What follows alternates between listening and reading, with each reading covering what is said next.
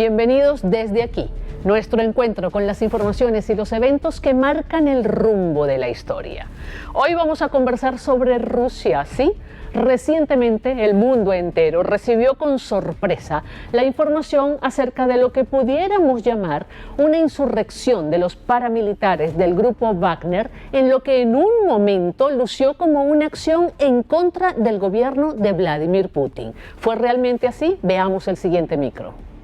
El grupo Wagner, un ejército privado integrado por mercenarios y un importante flanco ofensivo de Rusia en Ucrania, desafió al alto mando militar ruso tras acusarlo de haber ordenado bombardear sus campamentos, dando muerte a varios combatientes. El líder del grupo paramilitar, Yevgeny Prigozhin, llamó a un levantamiento armado contra la cúpula militar rusa, por lo que ordenó a sus fuerzas dar vuelta y avanzar hacia Moscú en lo que denominó como una marcha por la justicia. No obstante, aclaró que la insurrección no buscaba represalias hacia el poder ejecutivo. Por su parte, el presidente de Rusia, Vladimir Putin, durante un discurso televisivo a la nación, repudió el alzamiento militar de la compañía Wagner, al que calificó de traición con intereses personales y prometió cargos penales al bando sublevado.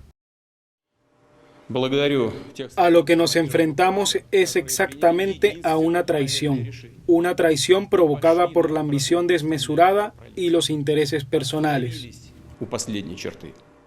Durante la avanzada de las tropas del grupo Wagner a través de la ciudad rusa de Rostov del Don, al sur del país, la compañía tomó las instalaciones de un importante cuartel del ejército ruso encargado de repeler la contraofensiva de las fuerzas ucranianas. A casi 24 horas de tensiones y un intento por mediar la situación, el presidente de Bielorrusia, Alexander Lukashenko, anunció que había logrado un acuerdo con el jefe del grupo Wagner, mediante el cual los mercenarios darían marcha atrás en su insurrección para luego regresar a sus puestos de batalla en Ucrania. Y en contraparte, Rusia levantaría los cargos anunciados contra los combatientes. Posteriormente, el líder de la compañía Wagner, Yevgeny Prigozhin, informó que detendrían la avanzada hacia Moscú y volverían a sus campos de batalla en Ucrania.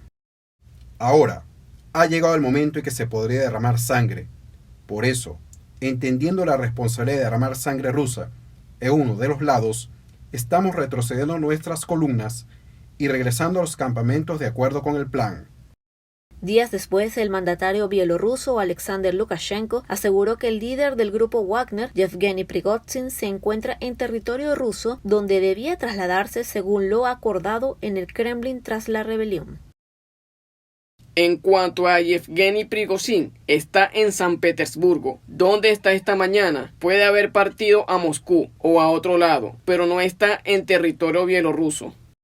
Lo cierto es que la rebelión del grupo Wagner llamó la atención mediática internacional, que reseñó los hechos como un intento de golpe de Estado contra el gobierno del presidente ruso Vladimir Putin. Un escenario que develó además como un brazo armado clave en la invasión a Ucrania y que en principio era aliado del presidente Putin, desafió la estructura militar rusa. El grupo Wagner es una organización paramilitar de origen ruso, descrita como una compañía privada de mercenarios y exconvictos entrenados. Las operaciones de las tropas de Wagner se extienden mucho más allá de las fronteras rusas, alcanzando posiciones en Siria, Mali, Libia, República Centroafricana, Mozambique, Mali, Burkina Faso y Sudán, donde operan de forma semiautónoma. En algunos casos, los soldados de Wagner han sido acusados de cometer crímenes de guerra en zonas en las que no son desplegados, incluyendo violaciones y saqueos contra la población civil, así como torturas a presuntos desertores. La compañía Wagner obtuvo reconocimiento internacional en Ucrania durante la adhesión de Crimea a Rusia entre los años 2014 y 2015 hasta la captura de Bahamut el pasado mes de junio de 2023. Desde entonces han luchado junto a las fuerzas rusas en el marco del conflicto en Europa del Este.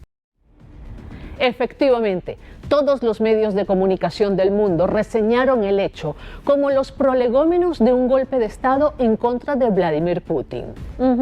De hecho, en una de sus primeras declaraciones, el jefe del grupo Wagner prometió llegar hasta el final en su cometido de deponer al alto mando militar ruso, al cual, por cierto, acusó de haber ordenado bombardear las bases de Wagner, dejando así muy claro que la insurrección era en contra de la estructura militar de Rusia y no en contra de su poder ejecutivo.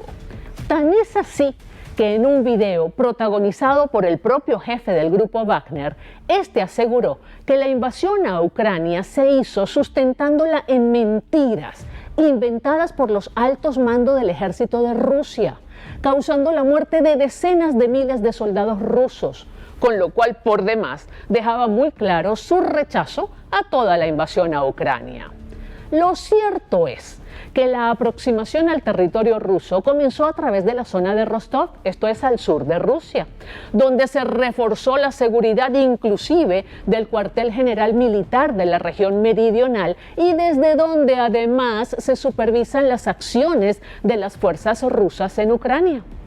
Todo esto, que parece sacado de una trama de acción y conspiración de Hollywood, nos obliga a detenernos en algunas informaciones medulares.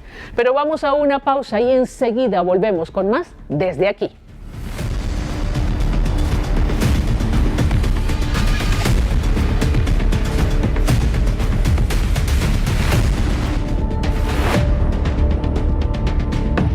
Seguimos desde aquí, hoy conversando acerca de lo ocurrido en Rusia con el grupo Wagner.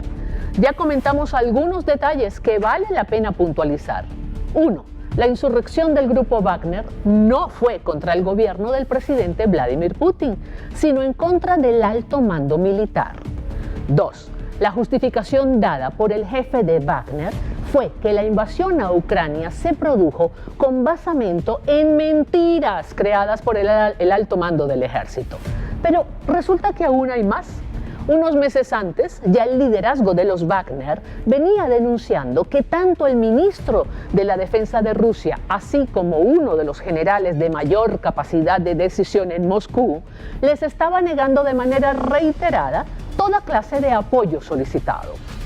Pues con estos argumentos, el grupo Wagner avanzó hasta llegar muy cerca de Moscú, mientras Vladimir Putin los acusaba de llevar a cabo una rebelión armada y darle a Rusia una puñalada por la espalda. Hubo enfrentamientos directos entre las fuerzas militares rusas y los integrantes del grupo Wagner, al punto que ya se hablaba de la inminencia de una guerra civil. Mientras tanto, la reacción internacional no se hizo esperar.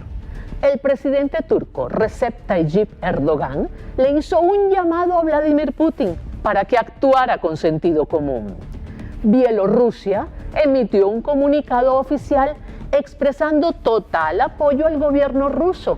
Y por otro lado, Estados Unidos hizo un llamado a Francia, Alemania y el Reino Unido para que ratificaran su apoyo a Ucrania. Sin duda alguna, se trataba ya de una acción internacional con objetivos un tanto confusos y también con mucha manipulación de la información. Una gran sorpresa se produjo cuando el presidente bielorruso Alexander Lukashenko anunció que había logrado un acuerdo con el jefe del grupo Wagner. Obviamente, Lukashenko estaba actuando, si se quiere, como mediador o al menos como negociador por parte de Rusia. Pero, ¿por qué lo decimos? Pues entre otras cosas, porque el acuerdo en cuestión suponía que los mercenarios de Wagner retrocederían y las autoridades rusas levantarían todos los cargos que habían anunciado en contra de los insurrectos. El jefe del grupo Wagner se iría a Bielorrusia. Pero eso no es todo. Ponga atención. Supuestamente, según ese mismo acuerdo, los combatientes de Wagner dejarían de ser mercenarios y pasarían a formar parte del ejército ruso. Sí, los que quisieran. Los que quisieran también podían asilarse en Bielorrusia o simplemente dejar las armas. ¿Cómo le parece? ¿Qué tal? Pero eso tampoco es todo, porque resulta que el presidente de Bielorrusia, Alexander Lukashenko, le ha pedido al grupo Wagner, escuche bien, que entrene a los militares bielorrusos. Sí, y lo hizo nada más y nada menos que en un discurso que pronunció justamente en el marco de la conmemoración de la independencia de Bielorrusia. ¿Y quiere escuchar más? Según medios de comunicación como por ejemplo CNN en español, Lukashenko agregó que los integrantes de Wagner son personas que han luchado en todo el mundo y lo han hecho para establecer una civilización normal. ¿qué será para Lukashenko una civilización normal? Sin duda hay que pensarlo, así como también hay que pensar por qué Lukashenko se involucra directamente en todo este asunto. Evidentemente, como ya lo señalamos, una razón de peso es el interés de que las tropas bielorrusas reciban entrenamiento por parte de Wagner, sin duda alguna. Pero la siguiente pregunta obligada es, ¿por qué? ¿Para qué? Veamos. Bielorrusia es un país pequeño, no tiene salida al mar, que al igual que otros países de la zona fue parte de la otrora Unión Soviética. Pero también fue parte de otras entidades, como por ejemplo el Principado de Polotsk, el Gran Ducado de Lituania y la Mancomunidad de Polonia-Lituania. El territorio bielorruso fue prácticamente devastado durante la Segunda Guerra Mundial. Y no fue sino hasta el año 1991 cuando Bielorrusia declara su independencia. Sin embargo, desde la llegada de Lukashenko al poder, que fue en 1994, Bielorrusia y Rusia estrecharon su alianza, al punto que en la actualidad Bielorrusia es considerada una especie de bisagra entre Rusia y Ucrania, siendo Rusia el vecino fuerte y Ucrania el vecino rebelde. La posición de Bielorrusia con Lukashenko en el poder siempre ha sido muy cercana a Rusia y evidentemente no le interesa que se agudice la tensión en el territorio ucraniano y mucho menos que el vecino fuerte se vea debilitado.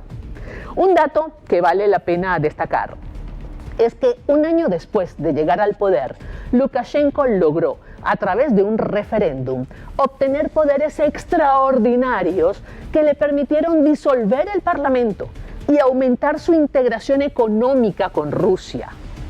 Todo lo que les hemos contado, sin duda alguna, nos deja una idea bastante clara de por qué a Bielorrusia le interesaba acabar con la insurrección de Wagner. Queda claro que de haber avanzado ese acto de rebeldía, la situación interna de Rusia se habría complicado tremendamente. Imaginen ustedes una institución militar, la rusa, asediada y prácticamente acorralada por una fuerza mercenaria o una fuerza paramilitar, que serían los Wagner. Ello habría inclusive hecho abortar los intereses de Rusia sobre Ucrania. Sin duda alguna, el resultado final fue un evidente triunfo para Lukashenko, un triunfo solapado para Rusia y una deuda impagable de Rusia con Bielorrusia. Sí, tal cual. Al final, Rusia ha debido reconocer la efectividad de la intermediación del presidente bielorruso en la mitigación de lo que hubiera sido la mayor crisis de seguridad para Rusia en este siglo XXI. Ahora bien, ¿todo esto justifica que se le haya perdonado la insurrección a Wagner? Pues evidentemente era preferible dar una especie de amnistía a Wagner antes que radicalizar el conflicto entre Wagner y la institución militar rusa. Por otro lado, Bielorrusia, el gran mediador y ganador de esta crisis, reafirmó su lealtad a Rusia y además se ganó la confianza del grupo armado más peligroso de toda Europa. ¿Le parece una jugada poco estratégica? Mientras usted lo piensa, nosotros vamos a un corte y en breve regresamos desde aquí con más de esta interesante operación del grupo Wagner. Ya volvemos.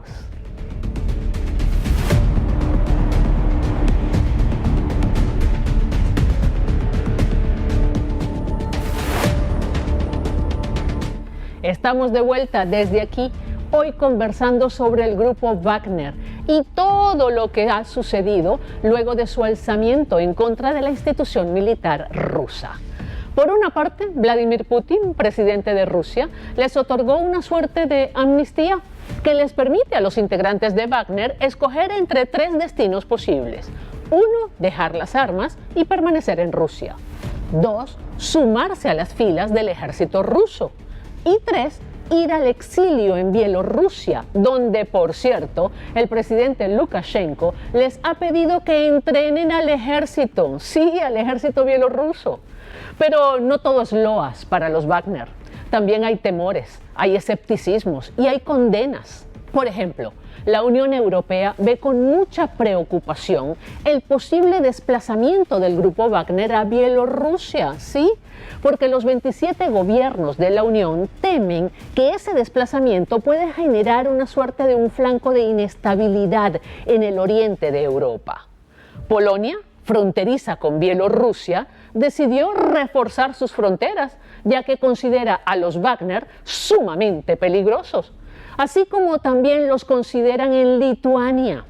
Fíjese, el gobierno polaco ha dicho que la presencia de los integrantes de Wagner en la frontera puede significar una nueva fase de guerra híbrida, sí, una fase mucho más difícil de controlar. Por otro lado, la OTAN, sí, la Alianza para el Tratado del Atlántico Norte, ofreció garantías a todos estos países, reiterando que la OTAN está ahí para proteger a cada aliado, cada centímetro de la OTAN. Recordemos que el artículo 5 del Tratado del Atlántico Norte establece el principio de defensa colectiva. Es decir, en palabras muy sencillas, que si se produce un ataque contra uno de los Estados miembros de la organización, ese Estado atacado recibirá el apoyo inclusive militar de parte de todos los demás miembros de la OTAN. Esto para garantizar la legítima defensa. De hecho, una de las consecuencias que se desprenden de todo este escenario es precisamente el fortalecimiento de la OTAN, con la notable posibilidad del incremento de sus Estados miembros. Dicho de otra manera, la OTAN tendrá la posibilidad de ser ahora más fuerte de lo que fue en tiempos de la Guerra Fría. Y ya que hablamos de consecuencias, ¿sabía usted que según los reportes de prensa internacional, los miembros de Wagner que aún permanecen en el territorio de Ucrania ya no están participando en la guerra? Esto plantea diversas cuestiones, como por ejemplo, ¿reemplazará Putin a esos combatientes? Y de reemplazarlos, ¿quiénes serían los reemplazos? ¿Representa esto una debilidad para Rusia frente a sus objetivos en Ucrania? Adicionalmente, ¿sabe usted que el grupo Wagner funciona como una fuerza militar privada que trabaja bajo contratos en cualquier parte del mundo? Aun cuando este tipo de operaciones están prohibidas en la mayoría de los países y están además condenadas por el derecho internacional. Se dice que Wagner ha actuado en Siria, en Libia, en África Central y en Mali, además de Ucrania. Es más, algunos hablan también de la presencia de Wagner en América Latina, lo cual, dicho sea de paso, jamás ha podido confirmarse de manera oficial. Lo que sí ha quedado claro es que generalmente actúan de acuerdo con los intereses de Rusia, aunque se ha señalado que con el tiempo prácticamente terminan trabajando casi de manera autónoma por sus propios intereses, pues al parecer logran infiltrarse en actividades económicas generalmente ilegales, pero muy lucrativas en cada uno de los países donde llegan. Fíjese, recientemente se supo que en el caso específico de Mali, el gobierno ruso logró un acuerdo que le garantiza a los integrantes de Wagner permanecer en el territorio maliense.